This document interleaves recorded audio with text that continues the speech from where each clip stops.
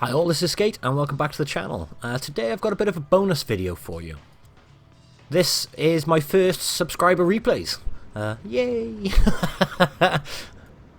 I've never featured a subscriber replay on the channel, but I recently did my Lurva guide and my friend Precy said, hey, I got an interesting replay for you, and it was a mastery and a loss in the Lurva. Do you want to have a look at it? Of course, it sounded interesting. I said yes. And attached to that, he also sent me a Super Persian replay. So I thought I'd feature both on the channel and say to you guys, if any of you have an interesting replay, send it through. I don't care what platform it's on, I don't care what the weather is, I don't care what the damage is. Send it through. If it's interesting to watch, it's interesting to watch.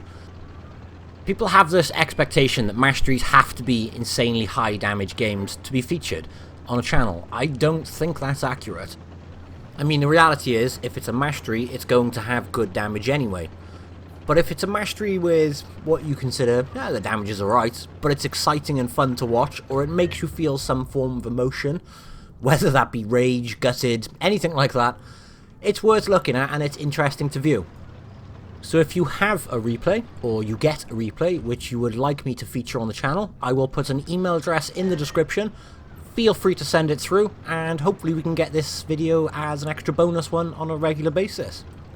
Now, I say it's a bonus video because I will never do one of these instead of my usual weekend videos.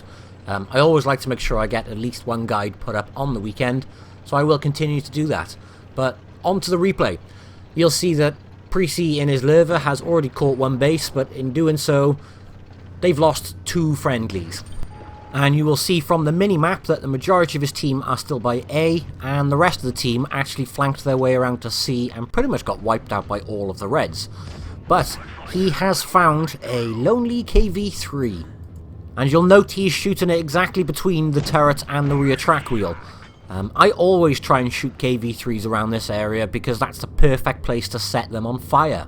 Now, he sadly doesn't get a fire, but one thing I noted by here, sorry buddy, it's he's pulling out rather than trying to side scrape. Now if he side scraped, he could have preserved a tiny bit more of his health, and only once he took one return shot there he decided to side scrape, and you'll notice as soon as he side scraped, he bounced it. That to me is a golden rule. Always preserve as much health as you can at the start of the battle because you don't know how much you're going to need that health pool towards the end. And the reality is, by the end, your health pool is there to be traded. Now you'll notice he is shooting at the T-43 in front of him, and he's got himself in a very, very strong position against that T-43. He's side-scraping using the hull, or the carcass, of the RU-251, but there's an IS-3 approaching from that side, and right behind him there are 2 Reds taking out his friendly IS-3.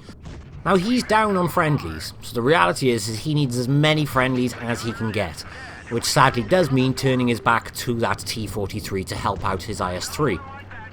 Now looking at this, what's frustrating me more than anything is why in God's name was the IS-3 not facing his front armour to these 2 tanks, or at least trying to turn. What it does mean though is with the help of the T-29, Precy in his Lurva has taken out the T-44. He's tracked the Panther 2 in place, which means the T-29 is going to come around and finish him off. So they've dealt with one flank, they now need to turn around, get their frontal armour facing the others, and go take care of them. Now, he has loaded an APCR to take out the IS-3. I would have done exactly the same thing. IS-3 is troll as hell, and is a dangerous tank out of the game very, very quickly. So it's him and the T-29 versus 3 Reds. You'll notice the 3 Reds are scattered across the map, and as a result attacking from several different flanks. So he has no choice, but he needs to get into cover, bounces the Spice Panzer's return shot, and gets one into him. While he does so, the T-29 takes out the enemy T-43, so it's a 2-on-2 situation, but the enemy have way more hit points.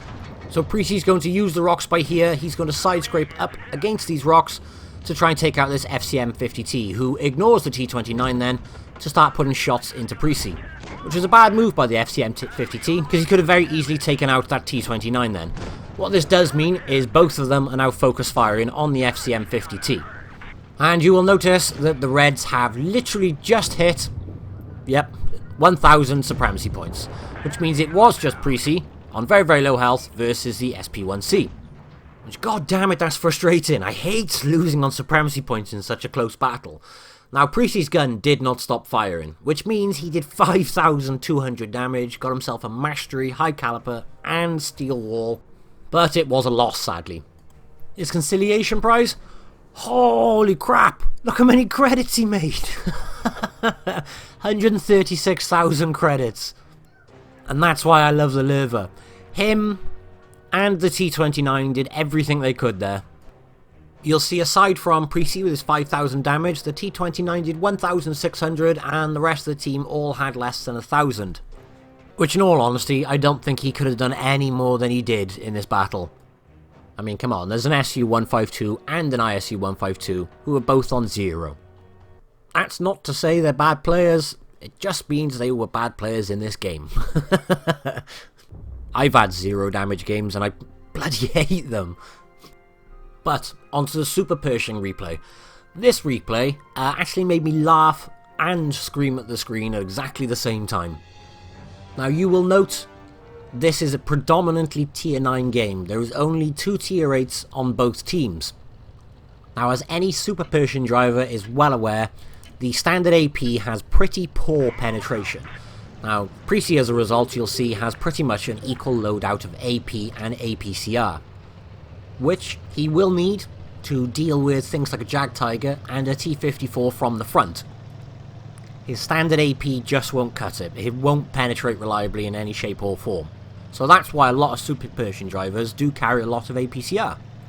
Now, Precy, along with some of his medium friendlies, has taken the right flank, where the other 3 on his team have taken the left flank. And you'll notice from the minimap, all of the reds are pretty much down by there, which means these mediums over here are virtually out of action until they get around. The T-30 has already finished off the friendly Jag Tiger, and you can see how red the front of that T-54 is with his AP. So he did try an AP, change to his APCR, which was the right thing to do in this scenario. He gets 2 shots into the T-54 before the T-54 gets over the ridge. He's not going to catch up with it by the time his other mediums do, because he's a slow medium, which means he's going to help his friendly VK with this Jag Tiger. He's still on the APCR though, and he shot an RU-251, so fair enough. He was in a situation where I thought I didn't need the APCR, but that shot required him finish or aim very quickly, and as a result, if he switched to the AP, he probably would have lost that shot. Now he is helping out with the Jag Tiger along with his friendlies here, so they are going to deal with him pretty quickly. I have no idea why the Jag Tiger is trying to run away rather than just shoot and point at something else, but it does mean Precy gets the kill on the Jag Tiger. Now, you'll notice he still has not changed back to his AP. Now, this is not because he's a dirty gold spammer. He forgot. Everybody's done it, but he forgot for the duration of the battle. Now, we are on a 4-on-4 situation here, so we are pretty level pegging. He's got some low health friendlies. The Reds have got some low health. Now, against this IS-6, he would need his APCR. IS-6 has ridiculously troll armor, as pretty much every player in the game is well aware of. And as I said, the Super Pershing has really, really poor penetration. Against this soft, squishy Leo, though, no, it's not required. Reds are winning again, though. We are on a 3-on-4 situation. The friendly T-44 is a one-shot, and the T-54 has half health. So we are now in a 2-on-3 situation, as Precy takes out the IS-8, and his T-44 is taken out.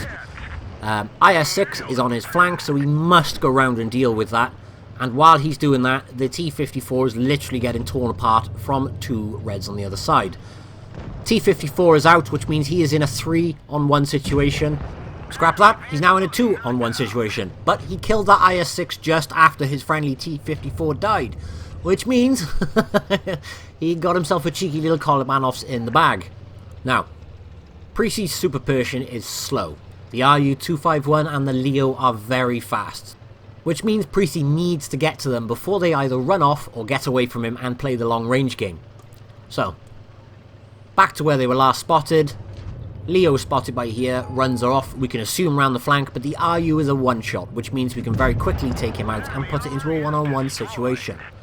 Now, again, you'll notice that the APCR is still being used, as I mentioned earlier, but is it needed? Of course it's not. It's against a Leo and it's against an RU-251. So does using the APCR give him an advantage in this situation? Absolutely not. Whether he was using AP or APCR, he still would have penetrated both of these tanks very easily, very reliable. And it does mean he finishes off the Leo for a 5th kill.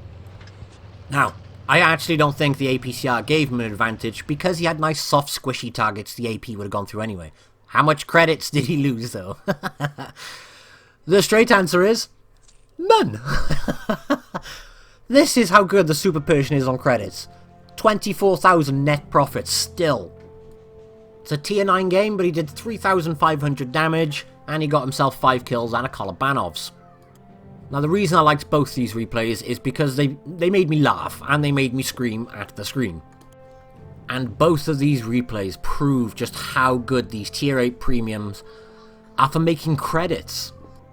So thanks to Precy for sending these through. Guys, please feel free to send your replays through. I hope you enjoyed the video and I'll catch you very soon for another one. Thanks for watching and bye bye.